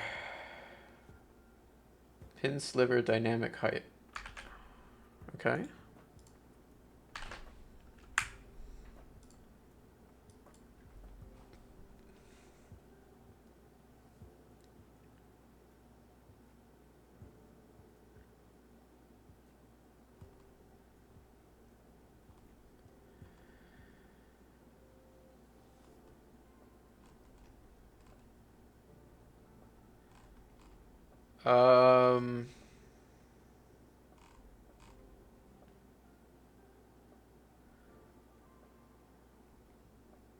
Sliver sticky header.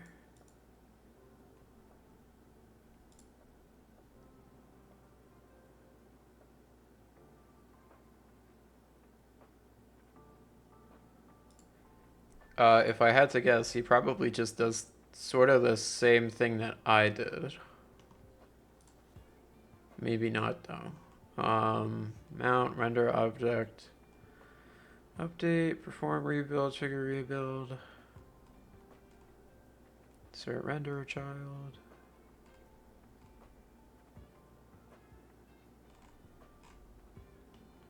Okay, so his way was to create it as an actual render object widget. Yeah, you could have done it that way. It would probably be slightly more efficient, but literally just calculating it on the next frame, I don't particularly find to be that bad. And then I didn't have to write something that was as long as that. You see, this implementation is only about 93 lines, 92 lines. So in my opinion, I think I won. Work smarter, not harder, or whatever the saying is. There you go. Sticking with my way.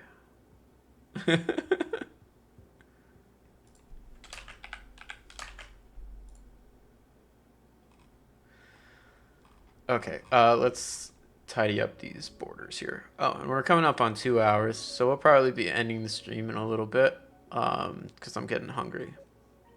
But let's see if we can do something about... Oh, and we're outside of my playlist. Of course we are. There we go. Back in the playlist. When YouTube goes outside my playlist, that's when I get copyright strikes. It's so annoying. So, grid data?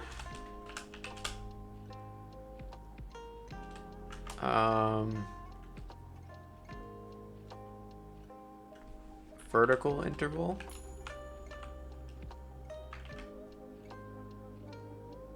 Oh, that's nice. Okay, yeah, that's much better. That looks way cleaner. I like that a lot better. So let's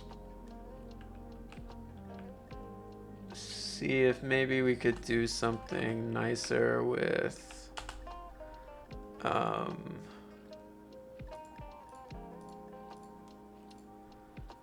this here. So they wanted me to return an FL line. Return FL line. So let's do our app color scheme. We'll do primary divider. How's that?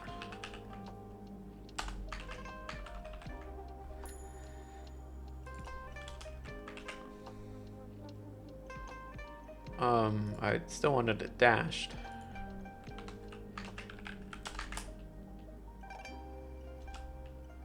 What's the dash array? What does that mean?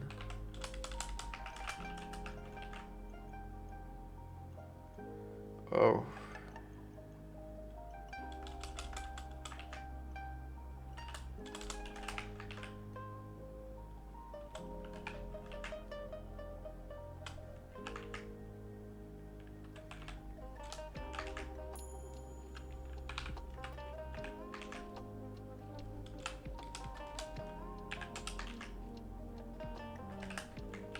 This is interesting.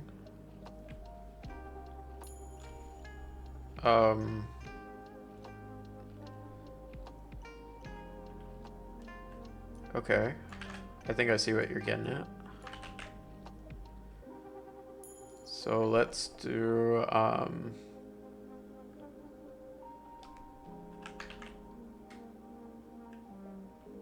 it's based on pixels, which is kind of not great given that the pixels change. Do you not have a default implementation that I could use? Lerp, okay. No. Default grid line. Actually, I can use that. Default grid line. I can't copy with. I guess this is why they added lerp. Return FL line. Let's lerp. Come on, lerp.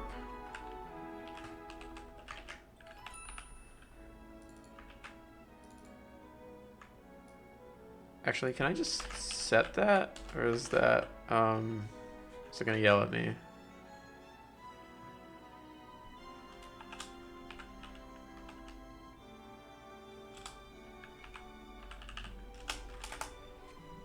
Please don't tell me that's final. Color can't be set because it's final. Ugh.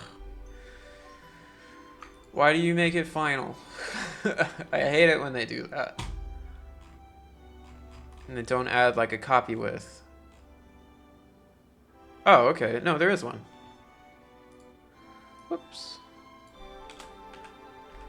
My bad. I'm sorry. That's my fault.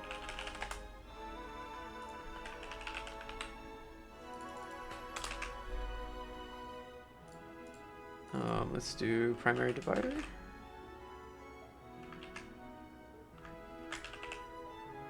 Tertiary divider?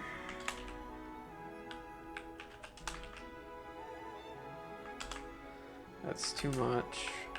Secondary accent. I guess we'll stick with primary divider. And we'll do the same for vertical line.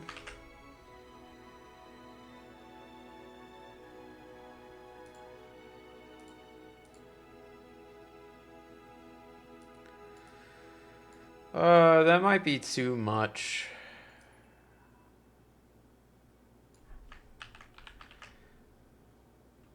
Yeah, the other one was a lot subtler.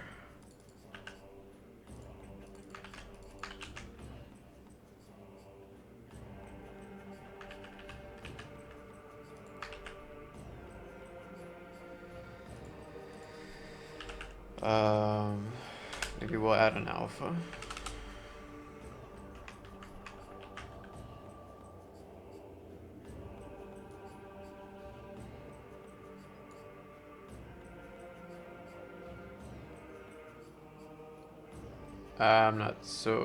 I'm not convinced. Envy, are you around? If you're not busy with one of your gotchas. Thank you, dear. This color grid lines or these colored grid lines? One's green, one's this weird gray.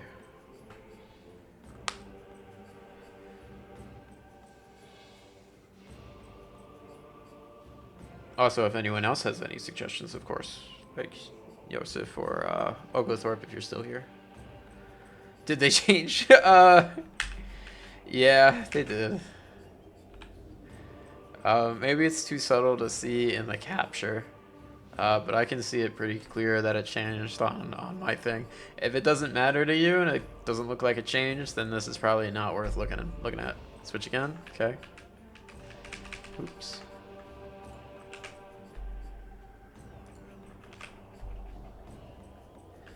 So, oh, hey, Foofy. My cat's back. Are you hungry?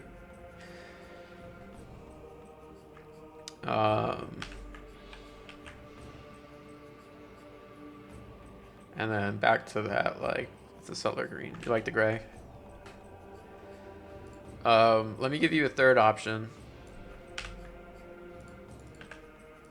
which is still kind of a gray, but it's a different gray. This gray versus this gray. So it's the same gray, kind of, but like more transparent. So you see the darker through it, the darker background. Oh.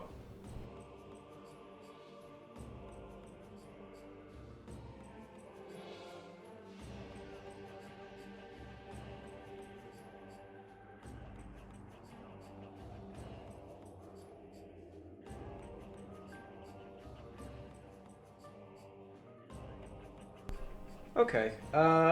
Well,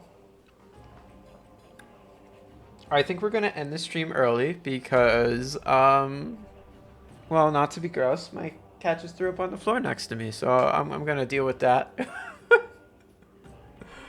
Alrighty. I swear she's extremely cute, except when she does that. She's been having trouble with hairballs lately since it's shedding season.